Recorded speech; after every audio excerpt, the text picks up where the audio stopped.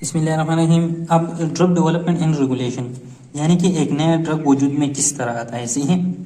पहली बात, इसके लिए जो इदारा है वो अमेरिका में है और उसका नाम है फूड एंड ड्रग एडमिनिस्ट्रेशन, सही है, FDA उसको बोलते हैं। ये यूनाइटेड स्टेट में होते हैं। इस इदारे से जब एक ड्रग पास हो जाती है वो तब लीगल करार दिया जाता है। लेकिन इस इदारे से एक ड्रग का पास होना, उसके लिए डिफरेंट क्लिनिकल ट्रायल्स दिए जाते हैं और प्री क्लिनिकल ट्रायल्स कुछ एनिमल्स में होते हैं जिसको प्री क्लिनिकल ट्रायल्स कहते हैं, कुछ फिर ह्यूमंस में होते हैं जिसको क्लिनिकल ट्रायल्स कहते हैं या इसको क्लिनिकल टेस्टिंग भी कहते हैं। अब एक कुछ ड्रग तो नहीं बनाई जाती है, सही है, वो डिफरेंट सोर्सेज है एनिमल्स वगैरह से, सही है। लेकिन कुछ ड्रग्स ऐसे होते हैं जिसको कहते हैं मी टू ड्रग्स या इसको फॉलो ऑन ड्रग्स भी कहते हैं। ये जो ऑलरेडी ड्रग होती है ना, उसकी जो केमिकल्स होती है ना, उसमें बहुत ही सिंपल और माइन्यूट सी चेंजेस लाए जाते हैं, उसकी बरक्स एक और ड्रग बन जाती है। उसको क्या कहते हैं? मी टू ड्रग कहते हैं। इसका मिसाल डाइजेपाम है। डाइजेपाम एक प्री एग्जिस्टिंग ड्रग से बनाया गया है, सही है। अब इन सब चीजों के बाद ये क्या देखते हैं, ये इदारा सेफ्टी एंड एफिकेंसी को कहते हैं, सही है।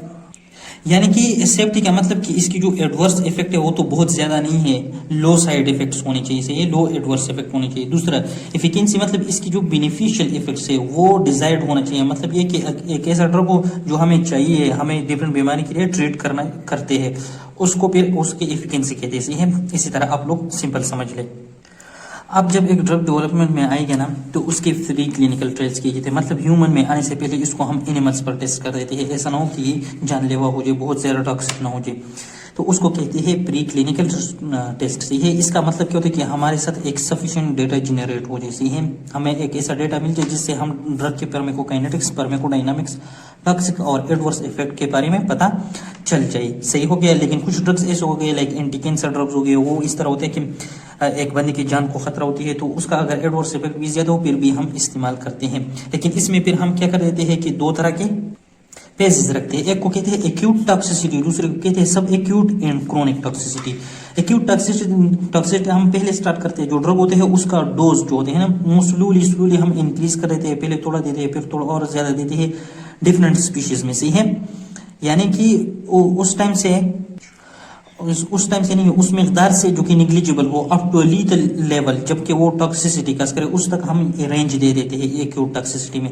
ये एटलीस्ट हम 2 स्पीशीज में देते हैं, एक रोडन होगा, नॉन रोडन जो काटने वाले एनिमल्स होंगे, सही है।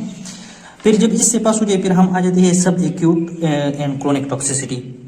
अब ये जो था ये शॉर्ट टाइम के लिए होता है, यहाँ से जो ड्रग पास हो जाए फिर हम लॉन्ग टाइम के लिए टेस्ट करते हैं, उसको सब एक्यूट एंड क्रोनिक टॉक्सिसिटी कहते हैं, सही है। सब एक्यूट में हम इसको 2 to 4 वीक्स तक करते हैं, जबकि क्रोनिक में हम ये 6 to 24 मंथ्स करते हैं, और ये भी हम 2 स्पीशीज में कर देते हैं, सही है, मिनिमम 2 स्पीशीज में, इससे ज्यादा भी हो सकते हैं एनिमल्स के। अब इसके बाद आ जाते हैं टाइप्स ऑफ एनिमल टेस्टिंग। तो ये 3 तरह के टेस्ट है, वो अगले पढ़ते हैं पहले इस पर आ जाते हैं, सही है। इसमें क्या होता है क्लिनिकल टेस्टिंग में कि जब प्री क्लिनिकल टेस्ट से एक ड्रग्स निकल जाते हैं वो फिर हम क्या कर देते हैं, ह्यूमंस पर टेस्ट कर देते हैं, उसको कहते हैं क्लिनिकल ट्रायल्स। तो इस प्री क्लिनिकल डेटा के हम एक फाइल बना देते हैं, उसके साथ एक एप्लीकेशन लिख लेते हैं जिसको बोलते हैं IND, इन्वेस्टिगेशनल न्यू ड्रग्स, है। और इसको हम इस अप्रूवल के लिए क्या किसको दे देते हैं, इस FDA इदारे को दे देते हैं कि क्या हम इसको अब ह्यूमन में ला सकते हैं। और इसके बाद क्या हो जाता है, ह्यूमन में इसके 4 फेजेस में कंडक्शन हो जाते हैं। एक फेज 1 होता है जिसमें सिर्फ सेफ्टी चेक करते हैं, ये हमेशा हेल्थी वॉलंटियर यानी कि मरीजों को नहीं दिया जाता, सही है। फेज 2 में क्या होता है कि इसकी इफिकेंसी यानी कि फवाइद देखते हैं, ये फिर पेशेंट्स में हम देते हैं लेकिन वो स्मॉल नंबर के होंगे। फेज 3 में क्या करते हैं कि इनकी जो इफिकेंसी तसी है, फायदे वाले इफेक्ट है, और यहाँ पर इसकी जो सेफ्टी वाले इफेक्ट है, मतलब टॉक्सिसिटी कम होने के इफेक्ट सी है, उसकी कंफर्मेशन के लिए हम फेज 3 रख देते हैं जिसमें लार्ज नंबर ऑफ पेशेंट्स को दे देते हैं। और फेज 4 में हम क्या करते हैं, इसकी साइड इफेक्ट्स देते हैं, लेकिन इस ड्रग को हम मार्केट में बेच देते हैं, मतलब डिफरेंट डॉक्टर्स वो प्रिस्क्राइब करते हैं अपने पेशेंट्स को, सही है। और उसके बाद एक डेटा कलेक्ट कर देते हैं जिसमें हम इसके एडवर्स इफेक्ट देखते हैं। अब आ जाते हैं इनके टेस्टिंग्स पर। एनिमल में 3 तरह के टेस्ट है, एक को कहते हैं फार्माकोलॉजिक प्रोफाइल, दूसरा जो होते हैं रिप्रोडक्टिव टॉक्सिसिटी, और तीसरा कार्सिनोजेनेसिस। फार्माकोलॉजिकल प्रोफाइल में हम क्या कर देते हैं कि इसकी फार्माकोलॉजिकल इफेक्ट, इसके पॉजिटिव एंड नेगेटिव इफेक्ट्स जो होते हैं ना, सेल पर, ऑर्गन पर और सिस्टम पर। सिस्टम यानी कि हार्ट पर भी हम ऑर्गन यानी कि हार्ट पर भी हम देखते हैं, लिवर पर भी देखते हैं, सिस्टम सारे कार्डियोवास्कुलर सिस्टम्स में भी हम देते हैं। और सेल्स यानी कि हमने डिफरेंट टेस्ट किए होंगे, इसमें WBC देखते हैं, RBC देखते हैं, इसी तरह से है। फिर इसके बाद आ जाते हैं रिप्रोडक्टिव टॉक्सिसिटी। इसमें हम क्या देते हैं कि उस ड्रग की इफेक्ट फर्टिलिटी पर देख देते हैं, टेराटोजेनिक इफेक्ट देखते हैं, यानी कि उसके ये ड्रग जो होते हैं ना, इस तरह के जो फेटस में होते हैं ना, वहां पर कोई एबनॉर्मलिटी टू काज नहीं करते। इसके अलावा फिर म्यूटेशन यानी कि जेनेटिक डिफरेंसेस जो लाते हैं, है डीएनए आरएनए वगैरह में से है। इसको एफडीए ने क्या किया है कि 5 लेवल में डिवाइड किया है, from A B C D और एक्स।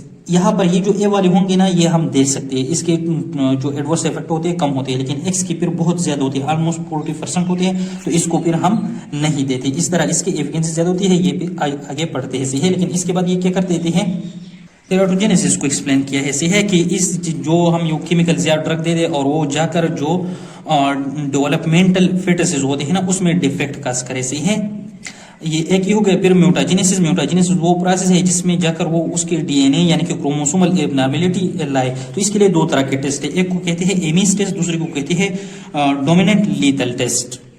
इन दोनों में डिफरेंस क्या है कि ये वाले जो होते हैं ये इनवेट्रो होते हैं, बाहर टेस्ट ट्यूब लेबोरेटरी में होते हैं, और ये इनव्यू इनसाइड द बॉडी होते हैं, यानी कि माइस में हम ये करते हैं। इसके लिए हम जो है ना सेल्मोनेलिया बैक्टीरिया यूज करते हैं, और इसको हम डिफरेंट म्यूटाजेंस को, वो सब्सटेंस जो म्यूटाजेनेसिस करते हैं उसको एक्सपोज कर देते हैं, और इसमें फिर हम स्टडी कर देते हैं कि इसमें किस तरह की म्यूटाजेनेसिस हो गया। ये जो सब्सटेंसेस होते हैं म्यूटाजेंस, ये मोस्टली कार्सिनोजेंस होते हैं, लाइक कैंसर कीमोथेराप्यूटिक ड्रग्स हो गए, या ऐसे ड्रग्स जो डीएनए को मेंट करते हैं वगैरह वगैरह। इसमें क्या कर देते हैं कि जो मेल्स होते हैं ना, उसको हम एक्सपोज कर देते हैं इन म्यूटाजेंस को बिफोर मेटिंग, रिप्रोडक्शन से पहले, और फिर इनकी रिप्रोडक्शन हम फीमेल माइस से कर देते हैं, और फिर फीमेल माइस में हम फिर देखते हैं कि इसमें किस किस्म की म्यूटेशन हो गया। तो ये हम क्या कर देते हैं, म्यूटाजेनेसिस और टेराटोजेनेसिस की स्टडी के लिए ये 2 टेस्ट परफॉर्म करते हैं।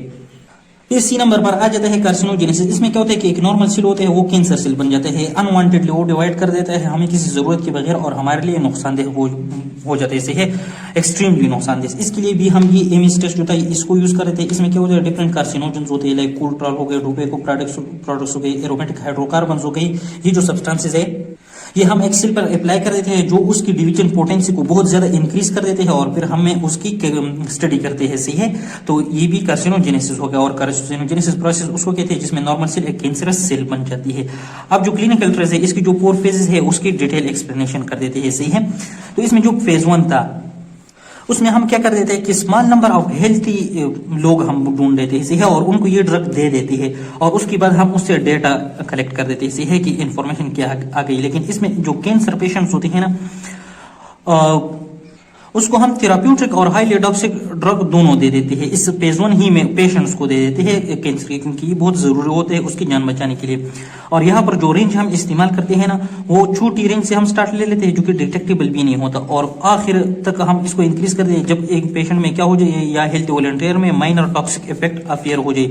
उससे फिर हम जो डेटा कलेक्ट कर देते हैं उसमें देखते हैं कि ये ड्रग जो है ना ये सेफ है या नहीं है ह्यूमंस के लिए, सही है। फिर इसके बाद हम इसको पास कर देते हैं किस चीज में, फेज 2 में। फेज 2 में हम इससे थोड़ा ज्यादा पर्सन ले लेते हैं, मॉडरेट नंबर्स में ले लेते हैं, और वो पेशेंट्स होते हैं, सही है, बीमार होते हैं, और उसमें फिर देखते हैं हम। तो इसके लिए हम 2 तरह के ड्रग देते हैं, एक प्लेसिबो होता है, एक होते हैं पॉजिटिव कंट्रोल ड्रग।